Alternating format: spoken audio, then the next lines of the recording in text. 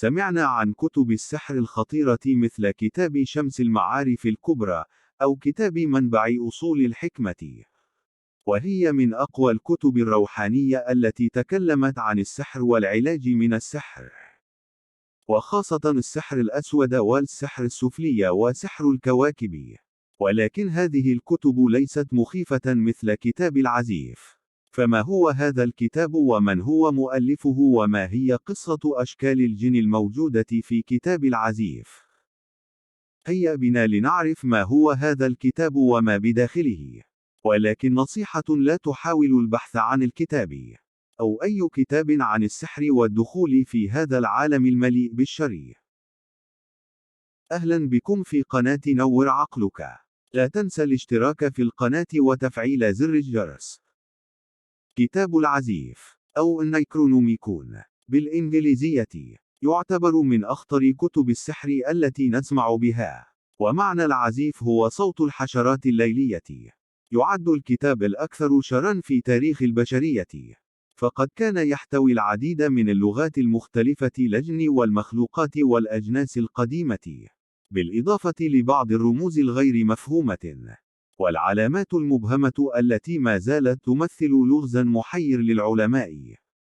تحدث الكتاب عن أمور جنونية، منها تزاوج مجموعة من الجن من مجموعة من البشر، وإنجابهم لثلة من الشياطين الذين نشروا الفساد في الأرض ودمروها. هذا قبل أن يأتي الطوفان العظيم ويقوم بتطهير الأرض منهم. كما احتوى الكتاب على عدة قصص مجنونة أخرى ساهمت في انتشاره في العالم. ولم تمض سنوات قليلة على صدور مخطوط العزيف حتى بدأ بالانتشار بشكل مخيف تماما، مثلما حدث مع كتاب شمس المعارف. لكن الفارق بين الكتابين أن شمس المعارف لم يكن يتوارى خلف الصبغة التاريخية، وإنما كان واضحا جدا في كونه كتاب سحر متخصص، وهذا ما لم يتشارك به في مخطوط العزيف الذي ادعى صاحبه إنه كتاب تاريخي حقيقي، كتب بواسطة شخص تمكن من التحدث مع مخلوقات لم تتحدث مع أحد غيره، كما أنها قصت أغلب ألغاز التاريخ الغامضة كما يقال. الكاتب الذي ألف كتاب العزيف هو عبد الله الحضرد، وهو بالأصل من شعراء اليمن. كان معروف لدى عامة العرب في الجزيرة العربية باسم المجنون. والفترة التي عاش بها عبد الله الحضرد هي في عصر الدولة الأموية، وكان يستوطن الجزيرة العربية، ولكن الاستقرار لم يكن ثابتا.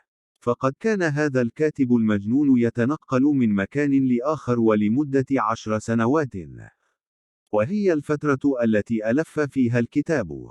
فقد سكن في الصحراء العربية التي تدعى الربع الخالي، وهي في شبه الجزيرة العربية.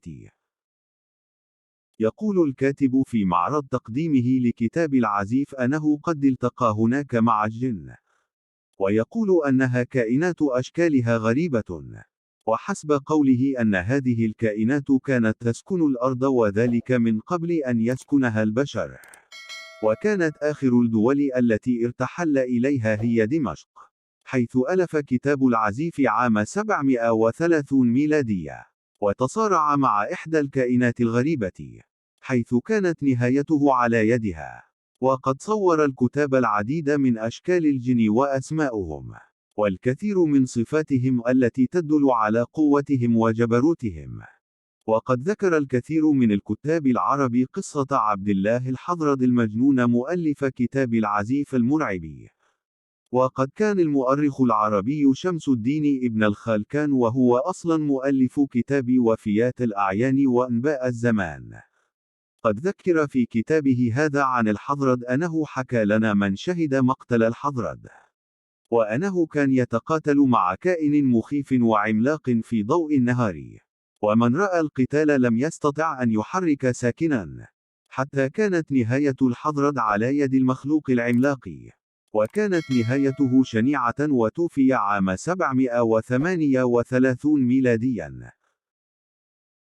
يحتوي كتاب العزيف على فصول عديدة منها التاريخ، حيث يتحدث الكتاب عن الحضارات والكيانات القديمة التي سكنت الأرض قبل ظهور البشرية. إذ ذكر الحضرد في كتابه بأن هناك أجناس أخرى قد سكنت الأرض قبل الإنسان، وأن التعاليم السرية قد انتقلت للبشر من أجناس تعيش خارج الأرض ومن وراء هذا العالم. وقال الحضرد أنه اتصل بالكيانات القديمة عن طريق السحر الأسود، وحذر أنهم قادمون لاسترجاع كوكب الأرض من البشر، وقد استطاع البعض منهم أن يتقمص شكل وجنس الإنسان وأن يعيشوا بين البشر وأن يتزوجوا من البشر ويتكاثر نسلهم على الأرض.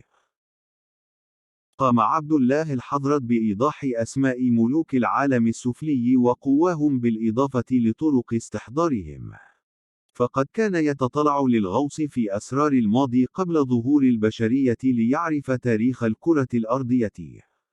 فقد ساهمت معرفته بالكثير من أسرار الموتى واستحضار الجن ومعرفة الكثير من أسرارهم وألغازهم. كما ساهم تعلمه لغات الجن والمخلوقات القديمة التي لم يعرفها العالم حتى الآن. فقد انتبه لمعرفة الأسرار والألغاز التي لم تطأ عقل بشري حتى الآن. واستخدم قوى العالم السفلي والسحر الأسود لتسخير ملوك العالم السفلي في توضيح الأسرار الغامضة للكرة الأرضية في الحضارات السابقة عبر الأزمنة المختلفة، والتي تبقى من الألغاز المفقودة حتى الآن. فقد زعم أنه رأى مدينة إرم التي ترجع لقوم عاد، كما زعم رؤيته لتلك الأجناس التي عاشت قبل البشرية واستوطنت الأرض. وأثار الجدل لمعتقداته عن امتلاك تلك الأجناس للأرض حتى الآن، وفرض حكمها وسيطرتها. وبناء على كلامه عن تلك الأجناس، فقد قام 20 شيطان بالتزاوج مع البشر لتنتج سلالة مشعوذة من المفسدين الذين يعثون فسادا في الأرض حتى تم تطهيرهم وإنهاء سلالتهم بعد الطوفان العظيم. يزعم أن سلالة العمالقة انتهت بعد واقعة الطوفان العظيم. ويحتوي الكتاب على عدة طلاسم توضح ملوك العالم السفلي كما رآهم، فهو يرسم شكلهم بدقة ووضوح مفصل، بالإضافة لأسمائهم وقوى كل منهم، كما أضاف التعويذات التي تقوم باستحضارهم. يتكون كتاب العزيف من 7 أجزاء، وعدد صفحاته 900 صفحة، وتمت ترجمته لعدة لغات منها الإغريقية واللاتينية في العصور الوسطى، وتم منعه من قبل البابا جورج التاسع عشر عام 1232. وحاليا ربما جميع نسخ الكتاب بجميع اللغات غير موجودة، ويقال أن هناك نسخة سرية ما تزال موجودة في مكتبة الفاتيكان. ويتقاطع كتاب العزيف مع الكاتب لافكرافت وهو كاتب أمريكي. وقد ظهرت وعرفت قصة عبد الله الحضرد وكتاب العزيف في كتابات لافكرافت، حيث ادعى أنه هو من قام بتأليف هذه القصة والشخصية الخيالية. وادعى أيضا لافكرافت أن الاسم نيكرونوميكون قد أتى إليه في أحد أحلامه.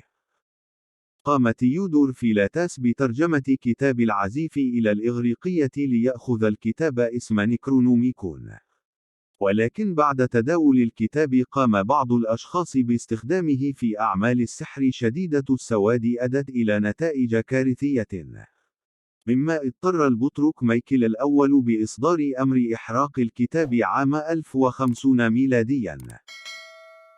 وكان قد تمت ترجمة الكتاب إلى اللغة اللاتينية بواسطة ويرماس، وتم إحراق النسختين الإغريقية واللاتينية في عام 1232 ميلاديا، إلا أن النسخة اللاتينية عادت وظهرت مرة أخرى في القرن الخامس عشر وتحديدا في ألمانيا، وفي القرن السابع عشر وتحديدا في إسبانيا، بينما ظهرت النسخة الإغريقية في القرن السادس عشر في إيطاليا. وقد قام الساحر والمشعوذ جون دي بترجمتها إلى اللغة الإنجليزية، وتوجد من الكتاب نسخة وحيدة والموجودة في مكتبة الفاتيكان. والتي حصل اليستر كراولي الساحر الأمريكي على عدة ورقات منها، واستخدمها في سحر عظيم.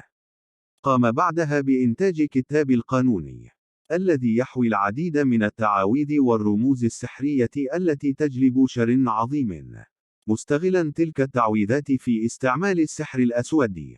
لذلك فقد سميت أسطورة كتاب العزيف بالنيكرونوميكون، وتعني قانون الموت، والذي قام باستخدامه في العديد من أعماله ومؤلفاته. تم تحريم تداول النسخ الموجودة تماما لما تسببه من جنون ولعنات حقيقية، وتتسبب بموت حاملها بأبشع الطرق. ولكن هناك العديد من الصور المنسوخة من كتاب العزيف، والتي تتداولها الكثير من مواقع الويب، إلا أنه لا ينصح بالتعمق بأمور السحر الأسود ولغات الجن والعالم السحري، فهي تعد من الموبقات السبع، كما أنها تتسبب بدمار شديد وجنون لمن يغوص في أمور العالم السفلي والسحر الأسود. لذلك ينصح أن تكون معرفتها على سبيل إثراء ثقافة فردية لا غير. إذا أعجبك الفيديو، قم بالإعجاب والاشتراك في القناة ليصلكم كل جديد.